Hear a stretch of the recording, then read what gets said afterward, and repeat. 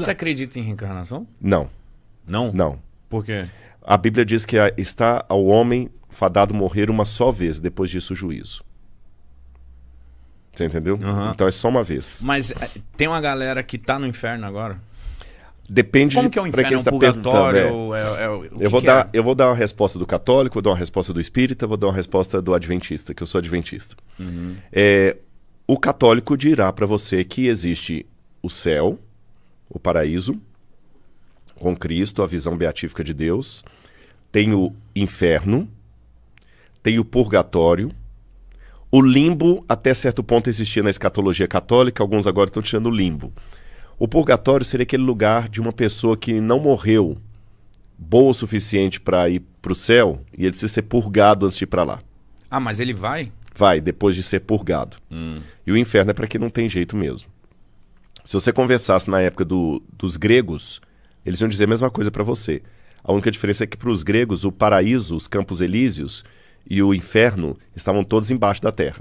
Isso lá na época do Platão, do Sócrates, ou mesmo antes deles. Se você perguntar, isso eu já respondi como um católico, como um grego. Se você perguntar para um... vamos começar do espírita, né? Um kardecista vai dizer que, na verdade, o inferno é um estado mental que a pessoa tem. Então, quando você morre, você vai para um plano superior. O livro Nosso Lar descreve isso aí, né? E lá você vai ser preparado para ou subir para um plano superior ou reencarnar. E você pode reencarnar de várias maneiras. A reencarnação seria, tipo assim, a outra chance. Outra Volte chance, melhor. exatamente. E quantas chances você vai perceber? Porque uma das linhas kardecistas e espíritas é que, no final das contas, todo mundo vai ser salvo. Todo mundo vai ser salvo. Porque você pode ter sido um Hitler no passado. Aí Deus te faz voltar como irmã Dulce. Tá. Você entendeu? E assim por diante. Aí você vai... Então, vamos supor, se no passado você... Eu gosto dessa, cara. Muita gente... Eu tenho problemas com ela, eu vou falar qual é daqui a pouquinho. Se eu fosse o Enem, Quais eu ia são? votar nessa. Porque, se você, por exemplo... Eu tenho minhas dúvidas. Eu também tenho, vou falar daqui a pouquinho porque, com todo respeito aos kardecistas. Se você, por exemplo, no passado, você feriu o olho de um escravo, você era um senhor de escravos, que você era muito mau e vazou o olho de um escravo. Você pode nascer cego para pagar aquilo ali. Parece muito justo, mas Aliás, vou citar mais um aqui. Obrigado. Seria mais justo. Mas só que para que Jesus morreu na cruz do Calvário se eu mesmo posso pagar pelos meus erros? Já começa por aí. Entendi. Seria algo que não... tá, entendi. Então já dei essa visão. A ideia protestante evangélica, ela é um pouco análoga à ideia católica, tá certo? A ideia protestante evangélica acredita que antes de Jesus estavam todos no estado intermediário. Alguns acreditam que até hoje estão no estado intermediário e que na volta de Jesus só que vão para o céu definitivo. Um estado intermediário onde as almas estão ali até depois irem para um plano superior. E é lógico, na versão protestante evangélica, nem todo mundo vai ser salvo. Outros vão pro inferno e já estão sofrendo desde agora. Então, Inferno eterno. Quando eu ia pra igreja novinho, e aí eu via as pessoas falando comigo e tal, e eu falava assim, caramba, mas é muito fácil ir pro inferno. É muito fácil, levando a vida que eu levo aqui, é muito fácil eu ir pro inferno. E eu ficava tipo assim, eu tô fadado aí pro inferno, então, porque eu não posso Mas ali você... sozinho no meu quarto, dar uma brincada, não posso fazer nada. Aí eu ficava tipo assim, caramba, será que pra eu... Porque, tipo assim, o maior medo da minha vida é morrer. E aí eu falo assim, não, beleza. Se o paraíso existe, eu quero ir pra lá. Mas será que pra isso eu tenho que ser um imaculado? Eu tenho que ser um imaculado? Não, você tem que aceitar Cristo como seu salvador pessoal. Sim. Deixa eu responder a visão adventista. Claro. Eu vou te dar essa pergunta sua, acho que ela é muito importante, porque o que você está perguntando, eu tenho certeza que tem uma galera perguntando aí agora. Com certeza. Tem muita gente assim, pô, eu até amo Deus, mas o caminho para lá é tão complicado que eu prefiro ficar aqui. Então, eu quero repetir essa pergunta, porque talvez a pergunta mais importante da noite foi essa que você fez aí. Só para terminar as visões, deixa eu colocar a visão adventista. Na visão adventista, a gente entende assim, que quando a pessoa morre, ela, na verdade, assume um estado de inconsciência até o dia do juízo final.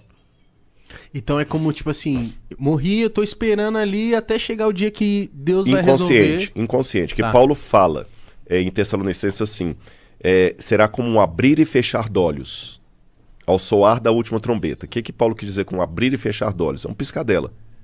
Morreu, Pum, juízo final. Juízo final. Ah, mas eu passei 100 anos morto. Piscar de olhos. Eu passei 50 anos morto. Piscar de olhos. Eu passei 300 anos... Piscar de olhos. Passei 1 milênio morto. Piscar de olhos. Aí, quando Cristo voltar, é que vai ter aqueles que vão ser jogados no lago de fogo e enxofre. Vai ser Nossa assim, um arrebatamento Senhora. assim mesmo, feio. Feio. Eu acredito na volta literal de Cristo visível no céu e ele vai separar os bodes das cabras, como ele fala. Por que vai ser Das tão, ovelhas. entre aspas, cruel assim? Por que vai ser tão explícito o sofrimento? Na verdade, aquele sofrimento explícito vai ser a própria angústia da ausência de Deus. Não é um sofrimento do tipo, Deus falando assim, tá bem, agora eu vou te bater pra você poder aprender, não. É isso pra mim, Não, o que eu aprendi esse é um que eu ia Deus ficar pegando sádico. fogo, que eu ia ficar apanhando. Isso é um Deus sádico. Quando isso vai rolar? Ninguém sabe o dia nem a hora. Mas tem gente que fala que tá perto. A Bíblia, Tem sinais. a Bíblia sempre dá a ideia da proximidade da volta de Jesus. Tem algum acontecimento que precede o juízo final pra gente ficar atento? Tem. Só que a gente não pode ficar atento aos acontecimentos para tomar decisão por 2 razões. 3. Quais? Primeira delas, você pode morrer a qualquer momento. Sim. Então, teoricamente, Jesus volta assim que eu morro. Porque se é um papo de... Eu nunca sei. Repito, não coloquei na minha agenda morrer hoje. Sim. Mas eu nunca sei se esse é o último podcast que eu vou participar. Tá. Para morrer, basta estar vivo. Então, Exato. o primeiro ponto é esse. Segundo ponto, se você ficar... Não, eu vou levar numa boa aqui, mas quando eu vi os acontecimentos da profecia cumprindo, eu vou... Vou me aprumar. Vou aqui, me aprumar. dar um jeito. Isso não funciona porque no passado, os judeus que estavam esperando o Messias brincaram, os judeus de Jerusalém, não levaram a sério a salvação e quando o Messias chegou, nenhum deles percebeu. Quem percebeu que o Messias estava nascendo eram pagãos. Herodes mesmo, aos sinais que o Messias estava vendo a estrela dele brilhando no céu e ninguém tinha percebido. Você entendeu? E a terceira razão é que o inferno não pode ser argumento para ir para o céu. Eu não posso querer ir pro céu só porque eu tenho medo do inferno. Exatamente, é esse o ponto. O dia que o inferno... Eu sei que muito pregador Mas é usou muito isso no fácil ter passado. medo do inferno. É muito fácil, mas esse não é o amor. Não é amor. Entendi. O dia que a Laura estiver comigo... É tipo eu não amar minha mãe, eu só a respeito ali porque ela é a autoridade. Exatamente. O dia que a Laura estiver comigo, porque a porta tá trancada e eu estou ameaçando que se ela sair de casa eu vou matá-la, Não, amor. ela já não tá mais feliz. Sim, óbvio. Ainda que eu esteja numa mansão aí da zona sul do Rio de Janeiro, com L ponto, com tudo, ela vai estar sentindo uma prisioneira. Justamente por amá-la, a porta tem que estar aberta e sem ameaça. O céu, para poder me atrair, tem que estar com a porta aberta e sem ameaça. O inferno não é a advertência que Deus faz. Eu sei que muito pregador vai discordar de mim. Falar, não, vocês estão relativizando o inferno e tudo e tal. Teve até uma mulher que uma vez falou, o fogo do inferno já está no traseiro do Rodrigo Silva, porque eu falei justamente o que eu estou falando aqui. Mas eu, com todo respeito à opinião dos demais, o dia que eu começar a apelar para o inferno para convencer as pessoas a irem para o paraíso, eu estou indo pelo motivo errado. Sabe? Eu estou indo pelo motivo errado. Não é por aí. Não é por aí. A principal razão pela qual eu quero ir para o paraíso é porque eu amo Deus, eu quero estar com Deus. E isso é uma coisa que o Santo Agostinho de Hipona, e aqui eu já vou até emendar naquela pergunta sua que eu falei que é a mais importante. Mas e os ateus? Eu vou chegar no ateu daqui a pouquinho. O Santo Agostinho de Hipona, ele também tinha a mesma dúvida que você apresentou. Tem um livro dele chamado Confissões, onde ele fala, o Santo Agostinho era um cara que ele também nasceu do avesso. Não valia nada. E tinha questões emocionais também, que se a gente fazer uma análise psicológica de Santo Agostinho, você vê. Sabe aquele cara assim que ele é sempre para trás? Tudo que ele põe a mão, ele desanda. E o Santo Agostinho se converte. E É o ele... Midas ao contrário. Exatamente, é o Midas ao contrário. Ele consegue transformar ouro em urina, em cocô. Aí o Santo Agostinho, ele encontrou com a graça de Deus. E o Santo Agostinho falou o seguinte, olha, quando eu olho para mim mesmo, eu não vejo como me salvar. Mas quando eu olho para a cruz do Calvário, eu não vejo como me perder. Porque ele me ama tanto. Ele morreu na cruz por mim. Como não amá-lo de volta?